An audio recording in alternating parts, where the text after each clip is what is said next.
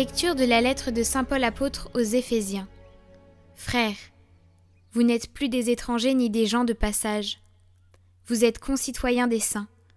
Vous êtes membres de la famille de Dieu, car vous avez été intégrés dans la construction qui a pour fondation les apôtres et les prophètes. Et la pierre angulaire, c'est le Christ Jésus lui-même. En lui, toute la construction s'élève harmonieusement pour devenir un temple saint dans le Seigneur. En lui vous êtes, vous aussi, les éléments d'une même construction pour devenir une demeure de Dieu par l'Esprit Saint.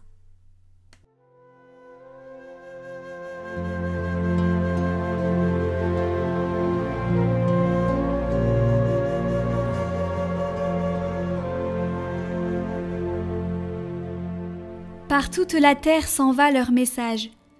Les cieux proclament la gloire de Dieu. Le firmament raconte l'ouvrage de ses mains. Le jour au jour en livre le récit, et la nuit à la nuit en donne connaissance.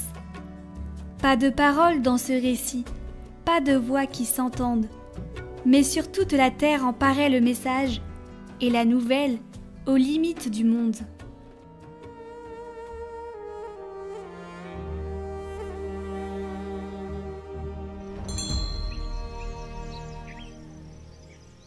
Évangile de Jésus-Christ selon saint Luc.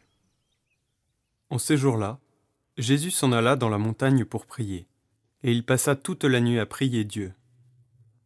Le jour venu, il appela ses disciples et en choisit 12 auxquels il donna le nom d'apôtres. Simon, auquel il donna le nom de Pierre, André son frère, Jacques, Jean, Philippe, Barthélemy, Matthieu, Thomas, Jacques, fils d'Alphée, Simon, appelé le Zélote, Jude, fils de Jacques, et Judas Iscariote, qui devint un traître. Jésus descendit de la montagne avec eux et s'arrêta sur un terrain plat.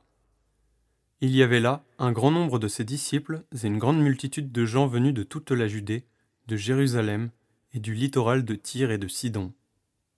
Ils étaient venus l'entendre et se faire guérir de leur maladie. Ceux qui étaient tourmentés par les esprits impurs retrouvaient la santé. Et toute la foule cherchait à le toucher, parce qu'une force sortait de lui et les guérissait tous.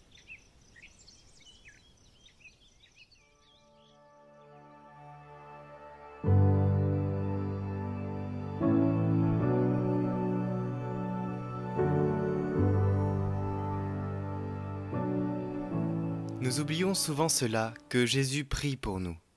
C'est notre force. C'est dire au Père, « Mais si toi, Père, tu ne nous regardes pas, regarde ton Fils qui prie pour nous. » Dès le premier instant, Jésus prie. Il a prié quand il était sur terre et il continue à prier maintenant pour chacun de nous, pour toute l'Église. Ce sont des choses d'amour. L'amour ne regarde pas si l'on a un visage laid ou un beau visage. Il aime. Et Jésus fait de même. Il aime et choisit avec amour. Et il choisit tout le monde. Dans la liste, il n'y a personne d'important, entre guillemets, selon les critères du monde. Ce sont des gens ordinaires. Il y a des gens ordinaires. Mais ils ont une chose, oui, à souligner. Chez tous, ils sont pécheurs. Jésus a choisi les pécheurs. Il choisit les pécheurs. Jésus appelle tout le monde. Nous nous souvenons de la parole des noces du Fils. Lorsque les invités ne sont pas venus, que fait le maître de maison ? Il envoie ses serviteurs. Allez, et ramenez tout le monde à la maison, bons et mauvais, dit l'Évangile. Jésus a choisi tout le monde. À toi, Dieu, notre louange, nous t'acclamons, tu es Seigneur. Devant toi, Père éternel, le monde entier se prosterne. Tous les anges chantent ta gloire, les esprits des cieux te rendent grâce. Je te donne et c'est la fin, exulte sans fin devant toi. Saint, Saint, Saint le Seigneur,